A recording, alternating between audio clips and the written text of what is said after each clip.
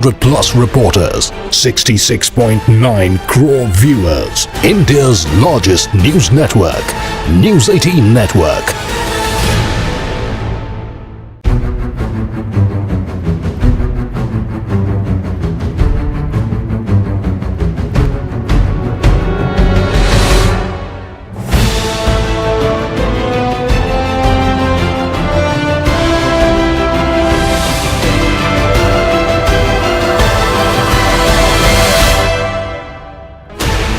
Sixteen channels, 15 languages, 26 states, 1200 plus reporters, 66.9 crore viewers, India's largest news network, News 18 Network.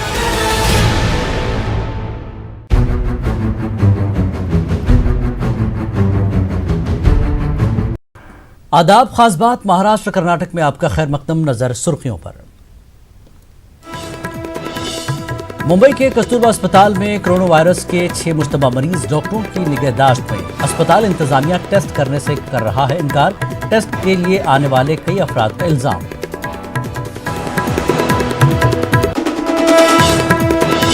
शहरियत तरमीमी कानून के खिलाफ नांदेड़ में alliance against CAA का कयाम। नांदेड़ में 20 से ज्यादा तंजीमों ने एहतजाज में की शिरकत। लोगों में मजीद बेदारी पैदा करने का अज़्म किया जाहिर। प्लास्टिक इस्तेमाल के खिलाफ गुजरात से साइकिल टूर पर निकला नौजवान। औरंगाबाद पहुंचकर किया न्यूज़ 18 उर्दू से इजहार ख्याल।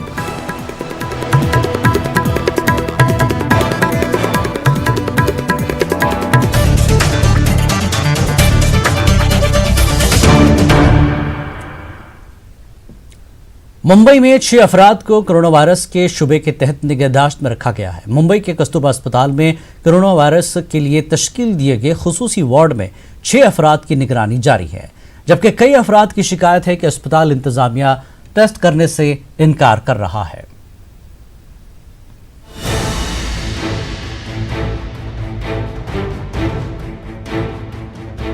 मुल्क में कोरोना वायरस की दहशत में इजाफा होता जा रहा है। मुल्क भर में कोरोना वायरस के कुल 60 मामले सामने आए हैं। वहीं महाराष्ट्र में भी कोरोना वायरस दाखिल हो चुका है। पुणे में कोरोना वायरस के 5 मामले सामने आए हैं, जबकि 12 अफराद पर शुबा है। मुंबई के कस्तूरबा अस्पताल में 6 मुश्तबा मरीजों को निगरानी में रखा गया है। कस्तूरबा अस्पताल में टेस्ट के लिए आने वाले अफराद की शिकायत है कि अमला उनका टेस्ट नहीं करा रहा है, जबकि अस्पताल अमले की जानिब से वादे किया गया है कि सिर्फ 30 ममालिक से आने वाले अफराद के ही टेस्ट की इजाज़त है। टूर करके आने के बाद मेरे को थोड़ा ऐसा सिम्टम्स लगा, तो यहाँ पे लोकल में यहाँ पे देखा तो बोला कि यहाँ पे आने के लिए आपका यहाँ पे चेक होगा। लेकिन यहाँ पे चेक करने के लिए आया तो उन्होंने बोला कि ऐसा हम लोग चेक नहीं कर सकते, आप जनरल फिजिशियन से काम करो, उससे हिस्ट्री लो, 1 हफ्ते का बाद फिर बाद में हम लोग देखेंगे और चेक करेंगे। अभी वो साहिल हॉस्पिटल से इधर भेजा है कोरोना टेस्ट के लिए, फिर अभी इधर नहीं किया उन्होंने, वो बोला कि जरूरत नहीं करने के लिए। आपका टेस्ट किया उसने? हाँ, चेक किया, टेस्ट हुआ, भी जरूरत नहीं बोली। मुंबई में अभी तक कोरोना वायरस के पॉजिटिव मामले की तस्दीक नहीं हुई है, लेकिन लोगों में तशवीश देखी जा रही है। वही टेस्ट करने आया था, वो बोले कि कोई आप बाहर से कंट्री से आए नहीं हो तो कुछ ज़रूरत नहीं है टेस्ट करने की, और ऐसा कुछ नहीं लग रहा है तो ओके, मतलब कुछ ज़्यादा ये करने की टेंशन लेने की ज़रूरत नहीं।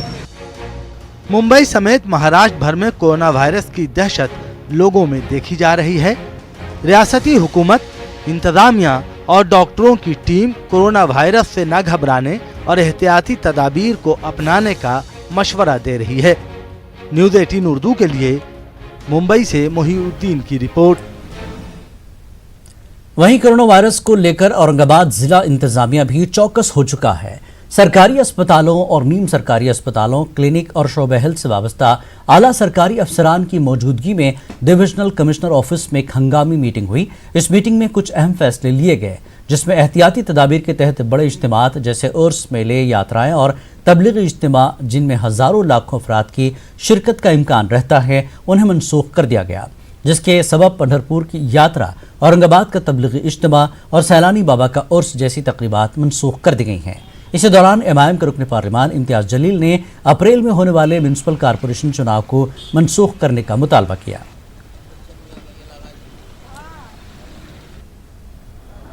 हम ये चाहेंगे कि अगर ये इलेक्शंस के दौरान बहुत सारे पब्लिक मीटिंग्स होंगे, बड़े बड़े नेता आएंगे और उसमें अगर कोरोना वायरस की वजह से अगर ये फैल जाता है और बहुत रैपिडली ये फैलता है, तो उसे देखते हुए हम ये सजेस्ट करेंगे सरकार को कि अगर इलेक्शंस आगे ढकेलने का है तो आप आगे ढकेलने का भी विचार सोचिएगा, उसको पोस्टपोन करने का भी विचार करिएगा, क्योंकि जान से बढ़कर कोई भी चीज़ नहीं है। फिटनेस जो प्लॅन आहे तो व्यवस्थित करण्यात आलेला आहे आणि प्रशासन पूर्ण सुसज्ज आहे। सगळ्यात महत्त्वाचं म्हणजे कुठली पॅनिक स्थिती न होता हा व्हायरस काय आहे याची थोडीशी अवेअरनेस करणं आणि या बाबतीतली प्रत्येक कॉमन माणसापर्यंत व्यवस्थित माहिती पोहोचवणं। त्याच प्रकारे क्राऊड प्लेस जो आहे जिथं पण गर्दी होण्याची शक्यता आहे ती जास्तीत जास्त नागरिकांनाही आवाहन करायचं आहे आणि प्रशासनामार्फत सुद्धा वेगवेगळ्या डिपार्टमेंट्सकडनं आम्ही काळजी घेत आहोत। सीएए, एनआरसी और एनपीआर के खिलाफ पूरा मुल्क सरापा एहतजाज बना हुआ है।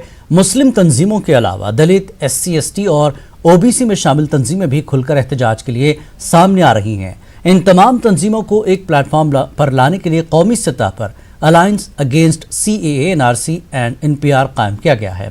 दिल्ली में बनी ये तंजीम की जिला शाखें कायम की जा रही हैं। इसी सिलसिले में नांदेड़ में जमात इस्लामी हिंद की पहल पर एक अहम मशावरती मीटिंग मुनक्किद की गई। मीटिंग में 20 से ज़ायद तंजीमों के नुमाइंदे शरीक हुए। मीटिंग में शरीक तमाम अफराद ने शहरियत तरमीमी कानून, एनआरसी और एनपीआर के खिलाफ खुलकर बरहमी ज़ाहिर की और इस कानून की वजह से पेश आने वाली मुश्किलात पर तशवीश ज़ाहिर की।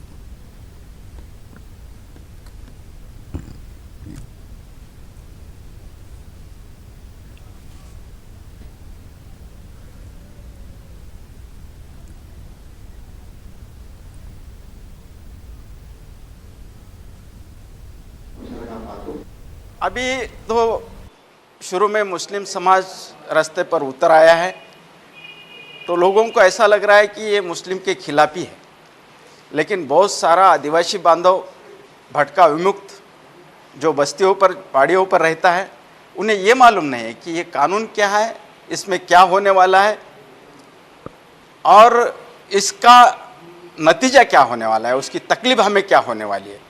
आज नांदेड़ में अलायंस अगेंस्ट सीएए, एनपीआर और एनआरसी एक अलायंस कायम हुआ है, जिसमें मुख्तलिफ़ मज़ाहिब के लोग और मुख्तलिफ़ सामाजिक और सियासी तंजीमों के लोग शरीक रहे और ये मीटिंग बहुत कामयाब रही अल्हम्दुलिल्लाह। इसमें यहाँ शहर की सतह पर और ज़िला की सतह पर मुख्तलिफ़ प्रोग्राम भी तय किए गए। ज्योतिरादित्य सिंधिया के ताल्लुक से शिवसेना लीडर संजय रावत ने कहा कि अगर पहले ही सिंधिया को इज्जत दी जाती तो आज ये नौबत नहीं आती। वहीं उन्होंने महाराष्ट्र के ताल्लुक से कहा कि महाअघाड़ी पार्टी में कोई इख्तिलाफ नहीं है। उनका भी कुछ हक बनता है। मध्य प्रदेश की सरकार ने उनकी मेहनत की है, हमें मालूम है। अगर उनको ठीक तरह से संभाल लेते, उनसे संवाद होता तो आज कमलनाथ जी की सरकार ठीक तरह से संकट में नहीं। लेकिन जिस तरह से महाराष्ट्र भाजपा के नेता चंद्रकांत पाटिल कह रहे हैं कि महाराष्ट्र की महाविकास आघाड़ी सरकार भी गिर सकती है, मतलब गिरेगी। जिस तरह से महाविकास आघाड़ी सरकार में अंदरूनी मतभेद है। कोई मतभेद नहीं। महाराष्ट्र के मुख्यमंत्री उद्धव जी ठाकरे, एनसीपी के नेता शरद पवार साहब, सोनिया गांधी, तीनों में अच्छा कम्युनिकेशन है, कोई संकट नहीं है, सब ठीक चल रहा है। अगर कोई सपना देखना चाहता है तो सपना देखने के ऊपर टैक्स नहीं है। मध्य प्रदेश का वायरस क्या महाराष्ट्र में आ सकता है?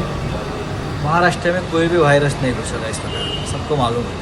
100 दिन पहले इस प्रकार ऑपरेशन कमल का एक प्रयोग किया था। तो ऑपरेशन कमल क्या है मुझे मालूम है। एक सरकार बनी थी 2 दिन के लिए, 80 घंटे के लिए। उसका क्या हो, ऑपरेशन करने वाले ही पैरे हो गए ऊपर। और महाराष्ट्र विकास आघाड़ी की सरकार बन गई, तो सरकार मजबूत है, पूरे 5 साल तक चले। माजूरी की वजह बहुत से लोग बेबसी की जिंदगी गुजारते हैं। उन्हें रोजगार की तलाश में दौड़ धूप करना मुमकिन नहीं हो पाता, लेकिन कुछ लोग अपनी तकनीक से माजूरी को मात देते हैं। ऐसी ही एक मिसाल नांदेड़ के समीर खान ने पेश की है। पैर से माजूर होने के बावजूद समीर ने ऑटो रिक्शा के इंजन से 4 व्हीलर गाड़ी बनाई है, जिसकी सताइश की जा रही है।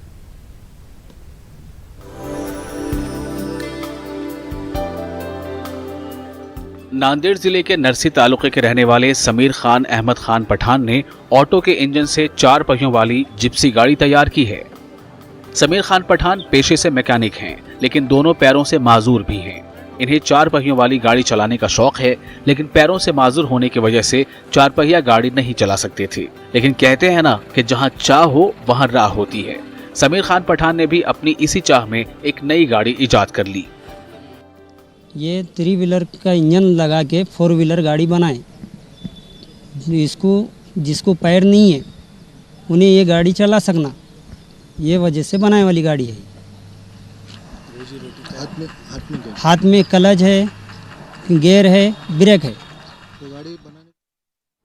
श्री कुट्टी जी, श्री AM आरिफ जी, जयदेव जी, मसूदी साहब, RK राजू जी, सुब्बारायण जी, थॉमस जी, भगवंत मान, श्री ओवैसी जी, नलिन कटील, श्री विजय जी, श्रीमान प्रेमचंदन जी और अंत में युवा सांसद तेजस्वी सूर्या ने अपने अपने विचार रखे।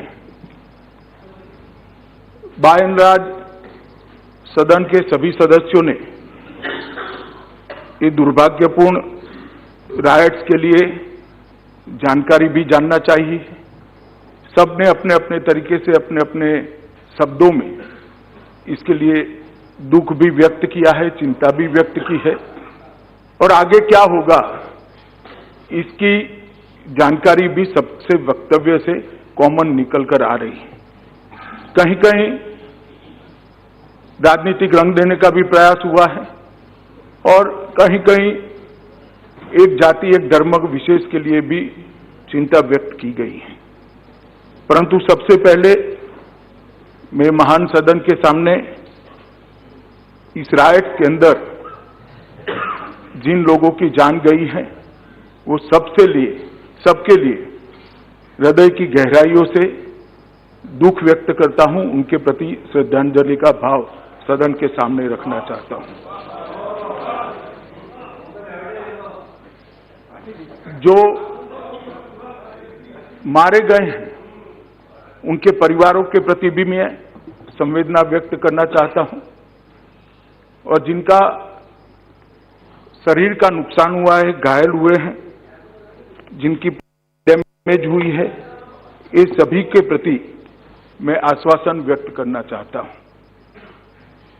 माननीय, कुछ चीजें ऐसी हैं शायद मैं आज की चर्चा में बोलना नहीं चाहता, परंतु विगत कुछ दिनों से जिस प्रकार से देश और दुनिया के सामने इस राइट्स को, इस दुर्भाग्यपूर्ण घटना को पेंट किया जा रहा है और आज भी सदन में जिस प्रकार से इसको रखने का प्रयास हुआ है, मैं बड़े संयम के साथ इसकी स्पष्टता जरूर करना चाहूंगा, क्योंकि सदन के सारे सदस्यों के माध्यम से इस देश की जनता के पास और दुनिया के पास मीडिया के माध्यम से सच्चाई पहुंच पाए। माननीय अध्यक्ष जी, सबसे पहले अधीर रंजन जी ने कहा कि चर्चा में देरी क्यों हुई। माननीय अध्यक्ष जी, 25 तारीख रात को 11 बजे के बाद एक भी घटना राइटिंग की नहीं हुई। ये रिकॉर्ड की बात है। 25 तारीख रात को 11 बजे के बाद एक भी घटना राइटिंग की नहीं हुई। ये सदन हुआ, शुरू हुआ 2 तारीख को। 2 तारीख के बाद डिमांड आई कि चर्चा होनी चाहिए। दूसरे ही दिन हमने कहा कि हम चर्चा के लिए तैयार है, होली के बाद चर्चा करेंगे। होली के बाद क्यों चर्चा करना? क्योंकि होली एक ऐसा त्योहार है जिसमें फिर से भावनाएं भड़कने की संभावना रहती है। कई बार इस देश में अलग अलग प्रांतों में होली के समय दंगों का एक बहुत बड़ा इतिहास, और जब इतने सडन और इतने तेजी से स्प्रेड हुए दंगे हैं तो पुलिस को भी इसकी तह में जाने के लिए कुछ समय चाहिए, इसके कारण ढूंढने के लिए समय चाहिए, और वो सब सदन के अंदर रखने में सरलता है। और सबसे बड़ी बात, देश में और दिल्ली में शांति बनी रहे। यहाँ के भाषणों के कारण या तो मीडिया के कारण या तो फिर से बाहर कोई इस प्रकार का वातावरण न बने कि जिससे होली देश की शांतिपूर्ण न हो। सिर्फ और सिर्फ यही मकसद के लिए हमने कहा था कि 11 तारीख को सब मैं इनके भाषण माने प्लीज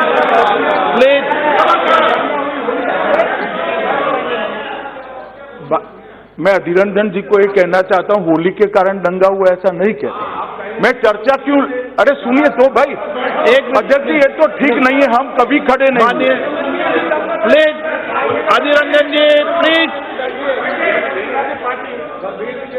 माननीय अध्यक्ष जी, हमारा इतना ही मकसद था कि शांति बनी रहे और 11 तारीख को लोकसभा में और 12 तारीख को राज्यसभा में हम चर्चा करेंगे, परंतु सदन नहीं चलने दिया।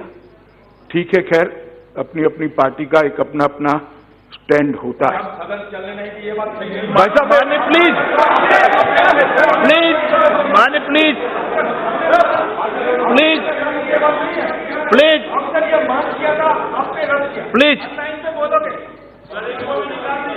माननीय अध्यक्ष जी, मैंने सबका भाषण धैर्यपूर्वक गंभीरता से सुना है। मेरी आपसे प्रोटेक्शन की भी मांग है, आप मुझे संरक्षण दीजिए। सब मेरा भाषण भी जरा शांति से सुने और सुनना चाहिए।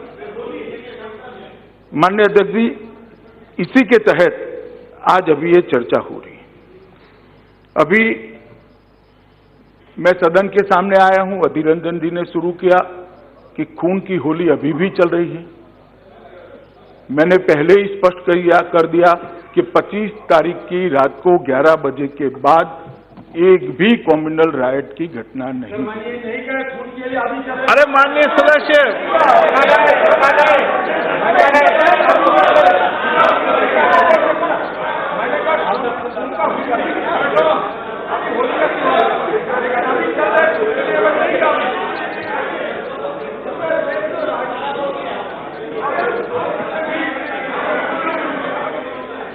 माननीय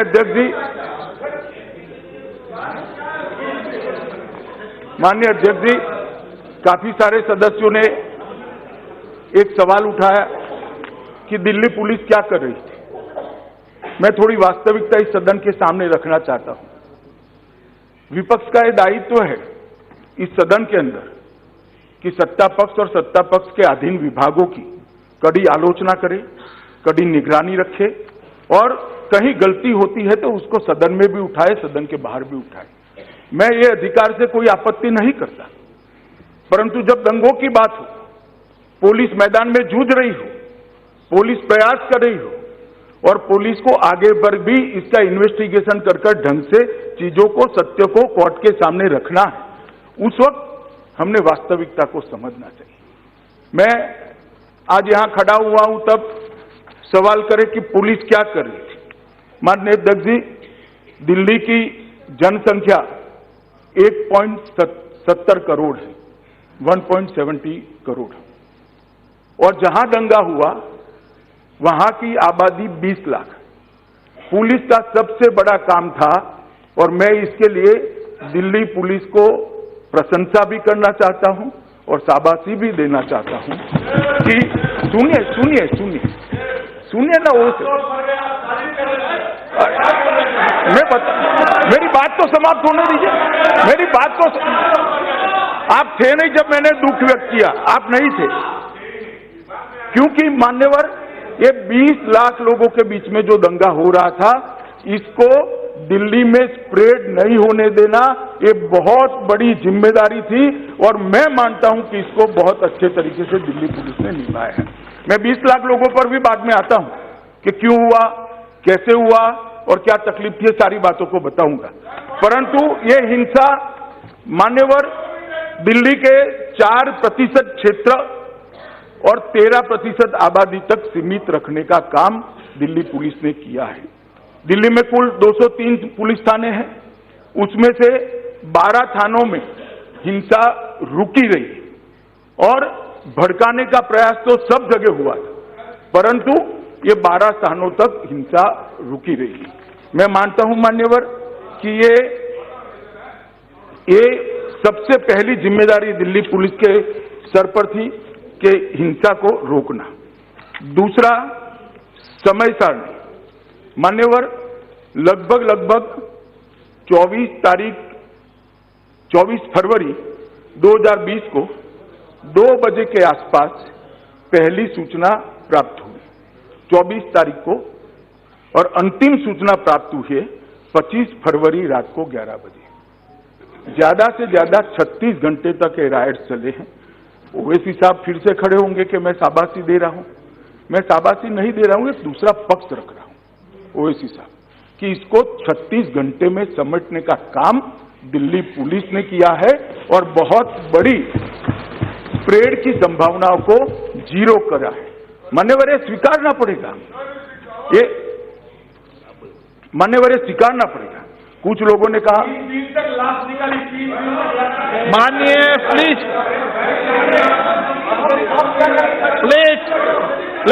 बैठे नहीं माननीय सदस्य, एक मिनट गृह मंत्री जी, एक मिनट माननीय सदस्य प्लीज बैठिए माननीय प्लीज बैठिए। जब सभी माननीय सदस्यों को पर्याप्त समय, पर्याप्त अवसर, पर्याप्त समय दिया गया था, माननीय गृह मंत्री जवाब दे रहे हैं, हम सबको भी उनका जवाब शांतिपूर्ण तरीके से। मान्यवर मैं इतना ही कहना चाहता हूं कि 36 घंटे के अंदर इसको शांत करने में दिल्ली पुलिस सफल रही है। 36 घंटे के अंदर क्या हुआ इसको मैं अंडरमाइन नहीं करा दादा, मैं आपको देखकर ही पहले कह सकते न, अभी नहीं पूछ सकते आप। मान्यवर मैं अभी भी कहता हूं कि मैंने सबको सुना है, मैंने सबको धैर्य से सुना है, कहीं मैं खड़ा नहीं हुआ।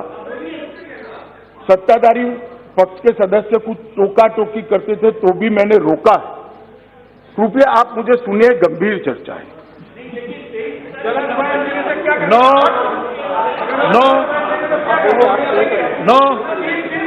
माननीय आप सदन के नेता है, प्लीज।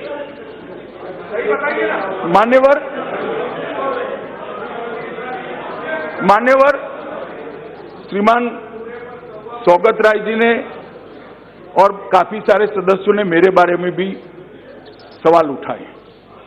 आपको मेरे बारे में सवाल उठने का अधिकार है और आप उठा सकते हो, परंतु तथ्यों के साथ तोड़फोड़ करने का किसी को अधिकार नहीं। उन्होंने कहा कि मैं वहां ट्रंप के कार्यक्रम में बैठा था। मान्यवर श्रीमान ट्रंप का कार्यक्रम पहले से तय था, मेरी कॉन्स्टिट्यूएंसी में था, मेरा जाना भी पहले तय था और मैं अगले दिन गया, उस वक्त कोई घटना नहीं थी। 2 बजे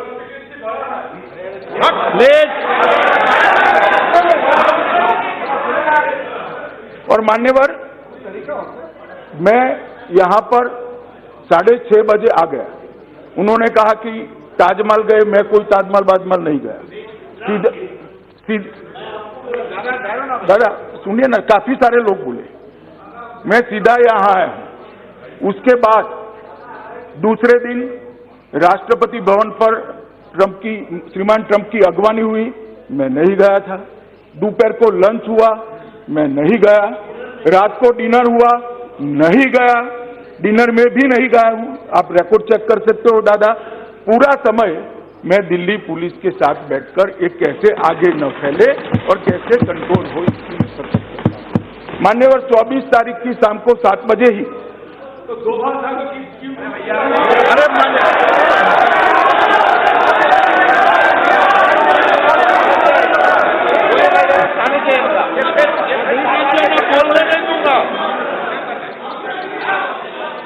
आप शांत रहिए।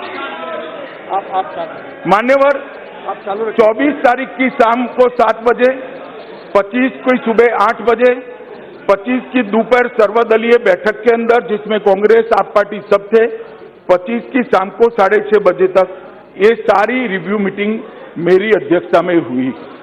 मैंने ही एनएसए का सवाल उठाया। मैं ये पूरे सदन के माध्यम से देश भर को कहना चाहता हूं, जब दंगे होते हैं तब किसकी क्या जिम्मेदारी होती है वो नहीं देखते। मैंने ही श्री अजित डोभाल को विनती करी थी कि आप जाइए, पुलिस का मनोबल बढ़ाइए, और मेरी ही विनती पर वो वहां गए। दूसरी बात,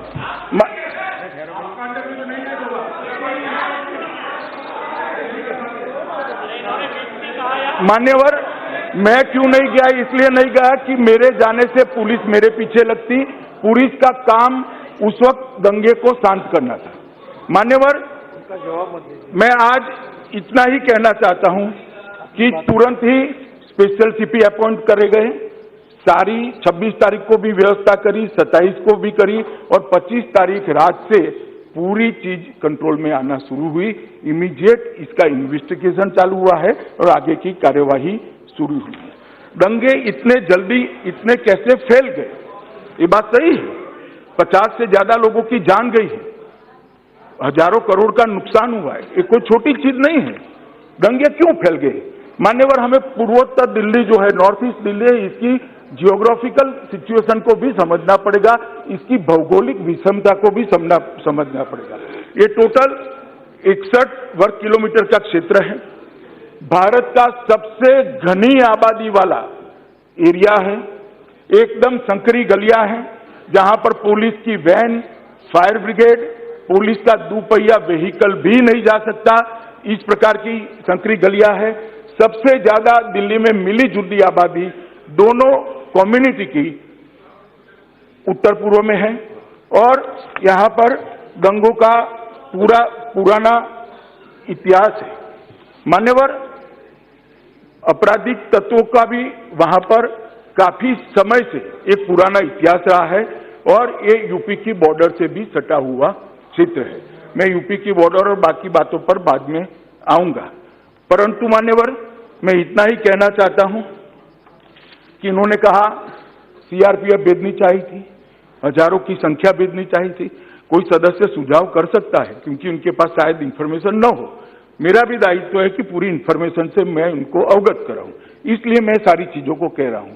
हजारों की संख्या में भेज देना चाहिए था, देरी नहीं होनी चाहिए थी। कुछ लोगों ने कहा मिलिट्री ला देनी चाहिए थी। मान्यवर, 22 तारीख को और 23 तारीख को 17 कंपनी दिल्ली पुलिस की, 13 कंपनी सीएपीएफ की, कुल 30 कंपनी एक क्षेत्र में पहले से ही वातावरण को देखते हुए हमने रखी थी। बाद में मैं आता हूं वातावरण क्यों ऐसा हुआ उसमें।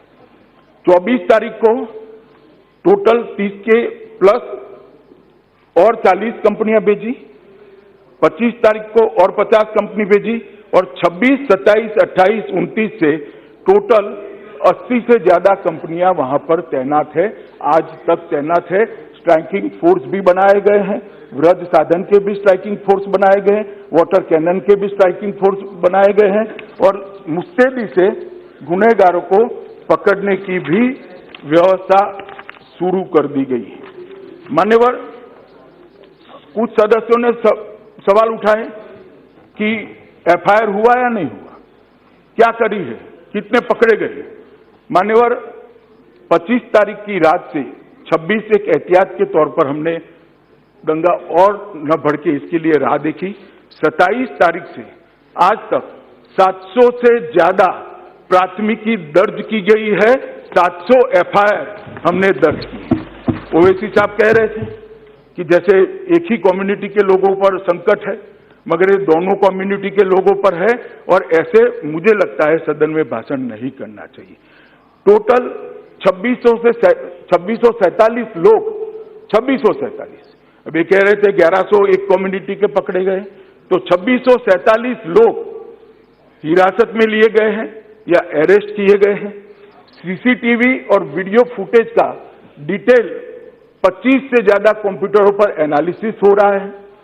हमने एडवर्टाइज देकर समग्र दिल्ली की जनता से, समग्र मीडिया जनों से डिटेल मांगा है कि भाई आपके पास कोई भी फुटेज हो और कोई भी चीज हो तो आप कृपया इस ईमेल एड्रेस पर, इस व्हाट्सएप नंबर पर भेजिए। और मुझे कहते हुए आनंद है कि दिल्ली की जनता ने हजारों की संख्या में वीडियो इधर और साइड से दिल्ली पुलिस को भेजे हैं और अंकित शर्मा का खून का भेद भी मुझे आशा है वो ही वीडियो में से बाहर आने वाला है मान्यवर, जो वीडियो किसी नागरिक ने भेजा है।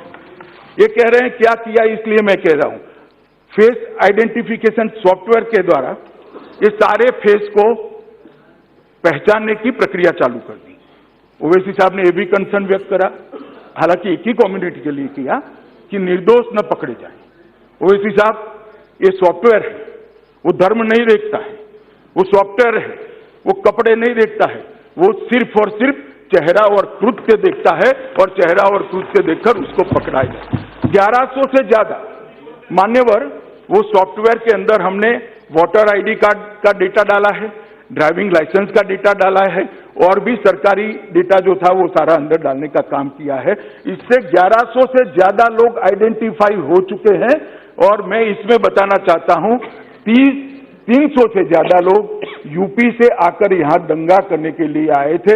वो यूपी से हमने जो डेटा चेहरों का मंगाया, इससे स्पष्ट साबित हो गया है, जो बताता है कि ये गहरी साजिश थी।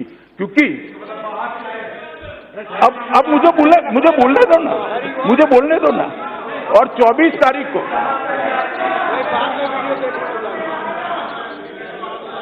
मान्यवर 24 तारीख की रात को 10 बजे यूपी की बॉर्डर सील कर दी गई थी। सबसे पहला काम यूपी की बॉर्डर सील करने का करा था। उसके बाद भी 300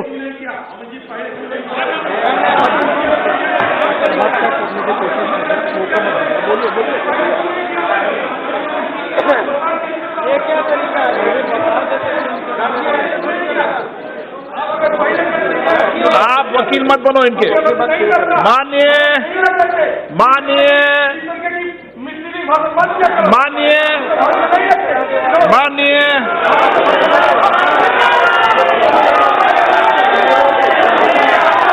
सदन में सुनकर जाओ पूरी बात।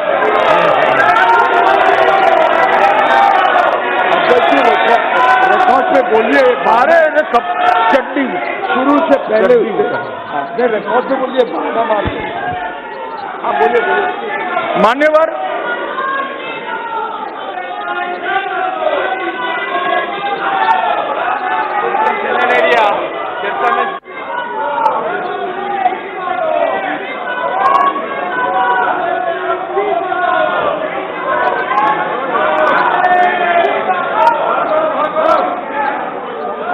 नहीं दिया।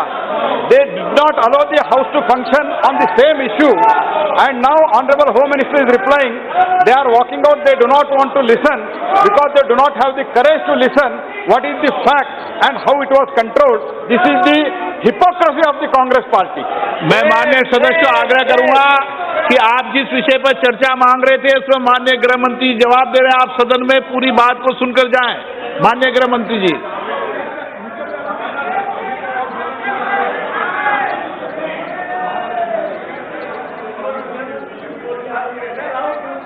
ये सम्माननीय स्पीकर महोदय, ये परंपरा उचित नहीं है।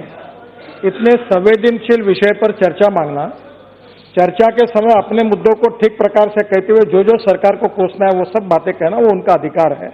और जब सम्माननीय गृह मंत्री जवाब देने के लिए आते हैं तो उनका जवाब नहीं होने देना और कारण न होते हुए भी सभात्याग करके चले जाना, ये लोकतंत्र की अच्छी परंपरा नहीं है। इसका विरोध करना चाहिए। जब आप बात कहते हो तो दूसरे की बात भी सुननी चाहिए। ये लोकतंत्र का सही अर्थ में स्पिरिट है। ये बात ठीक नहीं है। कभी ना कभी आपने भी इसका कॉग्निजेंस लेके इन लोगों को इस बात को समझाना चाहिए। हाँ, मैं बोल रहा हूँ दादा, मैं बोल रहा हूँ। मान्यवर, मैंने कहा फेस आइडेंटिफिकेशन के सॉफ्टवेयर के माध्यम से हमने 1100 से ज्यादा लोगों का फेस आइडेंटिफाई कर दिया है, उनकी पहचान कर ली गई है। 40 टीमें बनाई हैं, 40 टीमें जो इनको अरेस्ट करने की प्रक्रिया में आज दिन रात लगी है मान्यवर। इसलिए मैं इस सदन के माध्यम से दिल्ली की जनता और देश की जनता को आश्वस्त करना चाहता हूं कि नरेंद्र मोदी सरकार आइदर और साइड से किसी भी व्यक्ति को नहीं बख्शेगी जिसका इस दंगों के अंदर रोल और साइंटिफिक एविडेंस के आधार पर हम एक पूरी कार्यवाही कर रहे हैं। साक्ष्यों के बयान दर्ज किए जा रहे हैं, बयान भी वीडियोग्राफी के सामने दर्ज कर रहे हैं। पूरी चिंता हम कर रहे हैं कि किसी निर्दोष को कहीं पर भी कोई तकलीफ न हो। मान्यवर 2 SIT की टीमें बनाई हैं जो सीनियर मोस्ट पुलिस अफसरों की अध्यक्षता में बनी हैं, जो 49 के आसपास सीरियस टाइप के गुनाहों की जांच करेगी।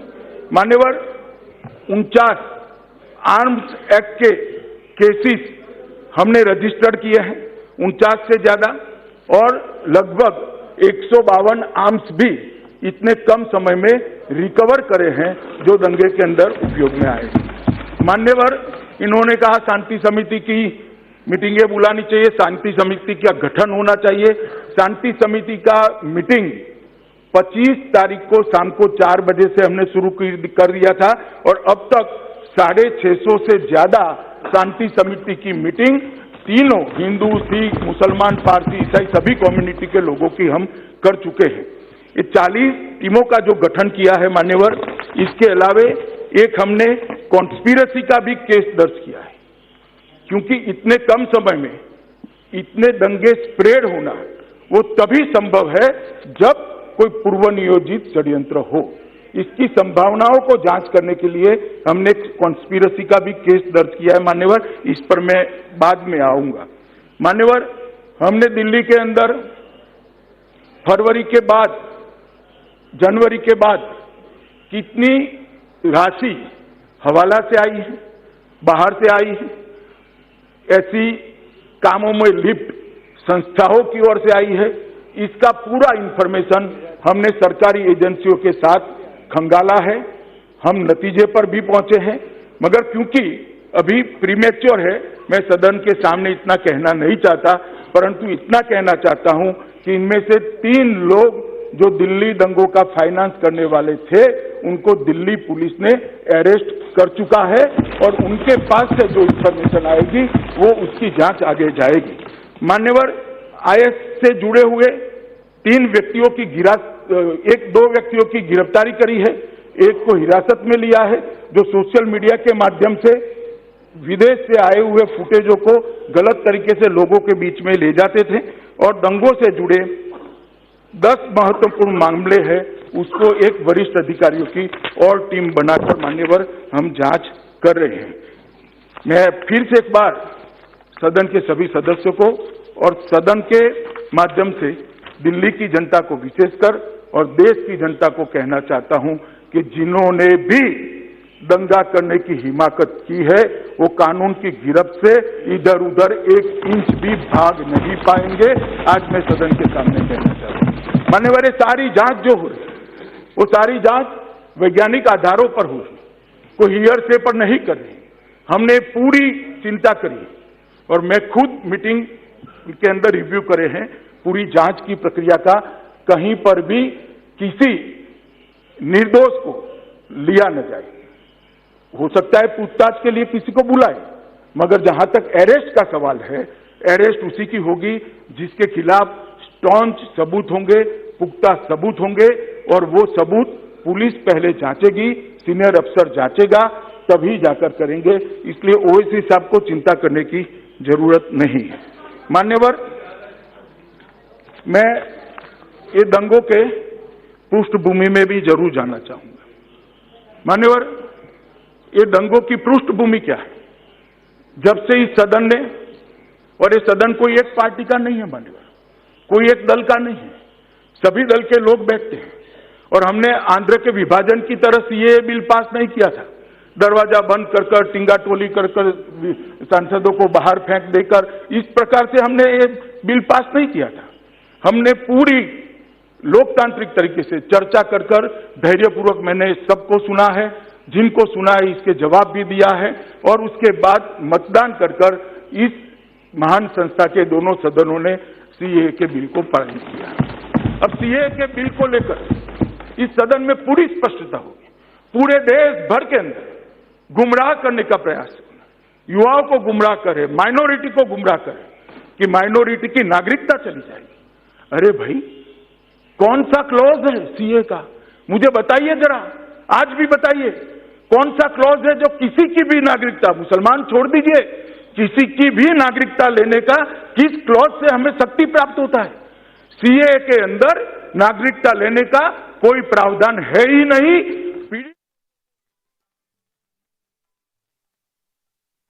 मजा आता है जब लाइफ में मिले कुछ फ्री, जैसे कि लक्स कोजी के 2 piece 0.9 crore viewers, India's largest news network.